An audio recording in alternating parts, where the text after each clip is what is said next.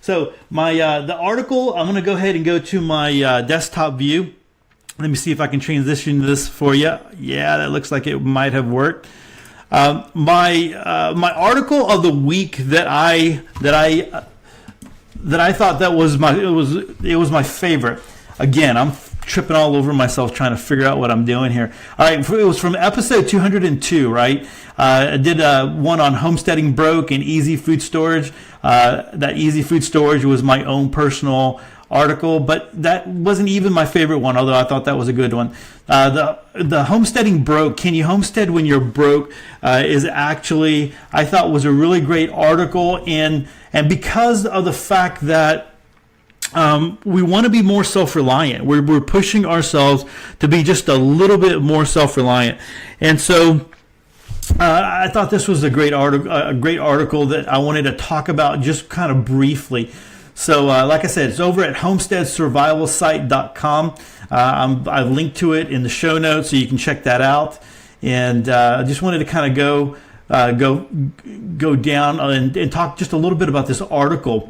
Of course, the premise is that you could homestead anywhere, right? That you could, if you have this desire, the ultimate desire is that you go and you go to, you get to a plot of land and you have your homestead and you're able to live off grid and all that kind of stuff. And the fact is that costs money, right? And so if people waited until they got to the point where they could actually do that, they might not ever really fully be able to do that and embrace that type of lifestyle. So the idea of this article is that you can do this anywhere. You can start putting the idea of homesteading, and really what it is the idea of being a little bit more self-reliant. You can start applying that to your life now. And so talked a little bit about that, finding homestead mentors and friends, finding people that are already homesteading or people that are adding things to their lives that are allowing them to be a little bit more self-reliant. And so, I think Facebook is a great it has that great possibility where you can link up with other people. Definitely, you can come to groups. You can come over to the Prepper Website Podcast Facebook group, and you can join that. And I think we have a great community over there. I love what's happening over there. But then you can also find people that are local to you. And Facebook, again, does a real good job of doing that. You can find local people who might be into bees, might be into gardening, might be into whatever it might be. Some kind of outdoor skills, whatever it is to help you to be a little bit more self-reliant. And then there's also groups that you can be a part of, right? I know here in the Houston area, we have Urban Harvest where you can go and they have all kinds of classes that you can take. And then, there's just, in a place like Houston, there's a lot of different things you can do. But in your city, there might be something that you can link up with, and a group that you can link up with. So finding some friends somewhere along the line, even doing, finding people in a meetup group. I think this was the article. No, this wasn't the article where I linked to meetup groups. So, go a little bit further here. So, episode 203, 04, 05. I have some links there to help you to link up with other preppers and give you some ideas and things like that. So, moving down the article, it talked a little bit about being more resourceful.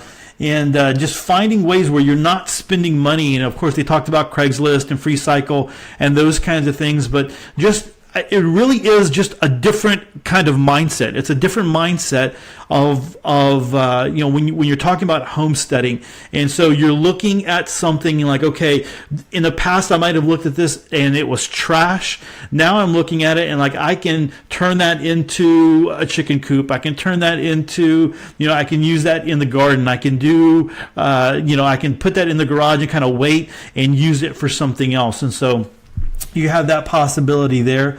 Looking for free or inexpensive livestock.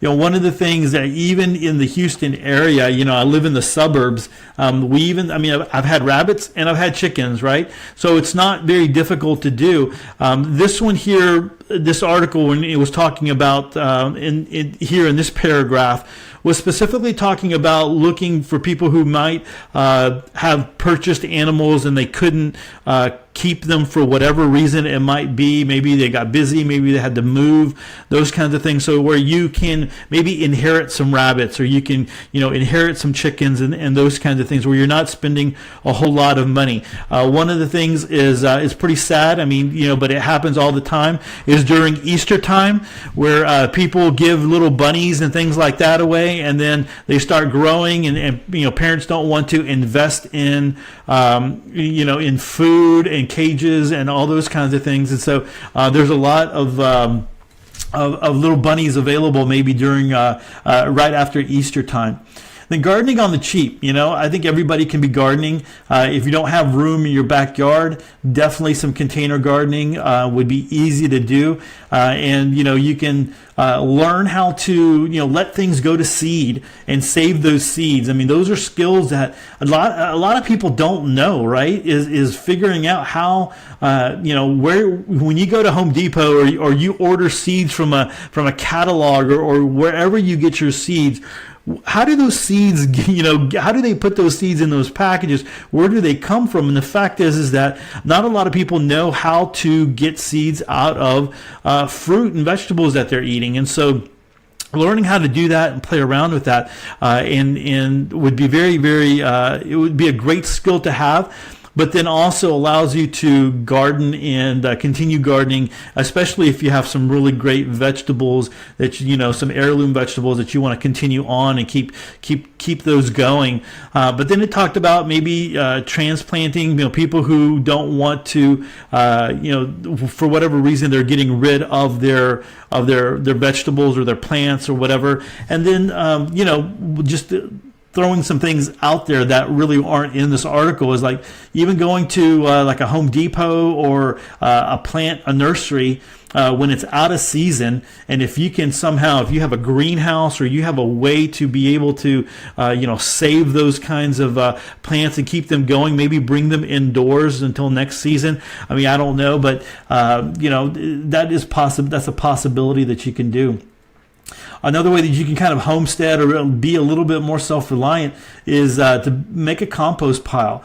And a lot of people, you'll see a lot of things online where they're turning over their compost pile every so often, every couple of months or whatever, and they're getting it, all the nutrients and all that kind of stuff, and they're putting it right back into their garden. But there is a lot to, maybe you are able to grab a bunch of leaves and whatever, and you're able to just put them in an area and let them start to decompose. I've done that before, on the side of the house where really nobody kind of goes, and kind of put them in, had some pallets that I made a little container out of, and the leaves, they broke down over the season, and when you start digging down to the bottom, there is some really, really rich soil there, and so if you do that a couple of seasons or whatever, it's really easy to do that, and so you can have some great fertilizer and compost for your add amendments and nutrients to your gardening, however you're doing it, whether it's garden beds or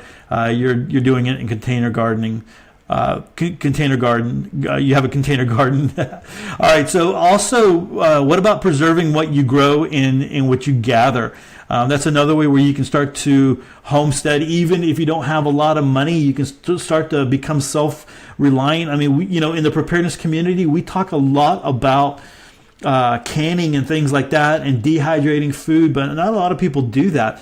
But you can start doing that and get that skill and start putting things away.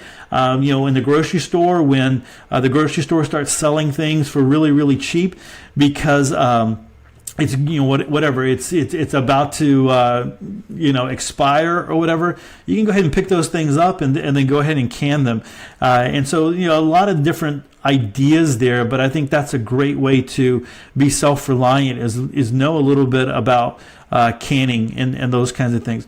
And so then living the frugal lifestyle, and I think this was probably the big one, and probably the reason why it was at the very, very end is that's the way really that you start to become more self-reliant and self-sufficient, is you start to not depend so much on on your job, or in fact, living paycheck to paycheck.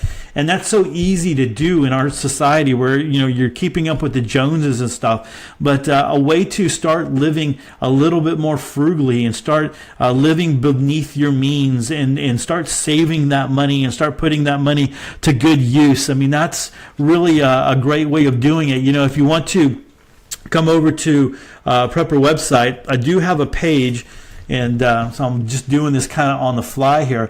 But I do have a page on frugal living, and I'll kind of wait for that to load up. But on the right-hand corner, if you go over to that, you have all kinds of links and stuff on frugal living, and so I kind of want to encourage you. I'll throw that in the comment section as well, so that you can do that. But anyway, boy, it's taking a long time to load. I think I got a lot of bandwidth being used up there. Because I'm streaming live. But anyway, here you go. So I've got different websites here that are dedicated to frugal living, and you can come right over here and get some great ideas. And this as the websites update their stuff, you can this page updates, so it updates every single day, sometimes multiple times a day. Yeah. All right.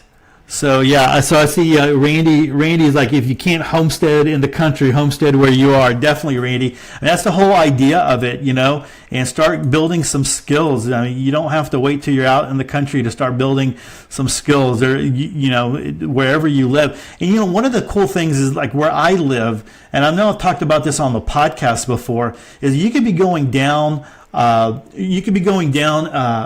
street and make a turn, and then all of a sudden it's like you're in the country. It just feels like that. And our area has been really built up here lately, but even my wife, when she would come out, my father-in-law lives in the area, it was nothing. I mean, there was no freeway coming out here, no nothing, and now it's completely built up, but there still is a lot of that, right? And so you might be able to purchase a house that has a little bit more land, maybe not so much cookie cutter neighborhoods type thing, or even you might be able to buy in an unincorporated area. Those sometimes tend to be, at least in the Houston area, tend to be a little bit more expensive because you can have a house next to a business and those kinds of things. But if you have that, then you can start to have those chickens and rabbits, and it makes it very, very easy, going that route. So anyway, I just wanted to talk about this article because it does lend itself to help those of us who want to be a little bit more self-reliant to focus on some of these ideas. And I know that a lot of us, we already think about these things, but sometimes they're great reminders that we can homestead wherever it is, that we can start building some of these skills. We can start finding people that are friends of homesteading, because you start talking about preparedness and self-reliance out there, and people start wigging out on you, man. But if you can find people that believe like you and can encourage you, I think that's a real important thing there. So that's it, man. But I wanted you to kind of go check this article out if you missed it the first time around, because I think it's just a great article over there at Homestead Survival. All right, so let me see if I can do this. I can go back to my camera. So there you go. So that's pretty cool. All right, so hopefully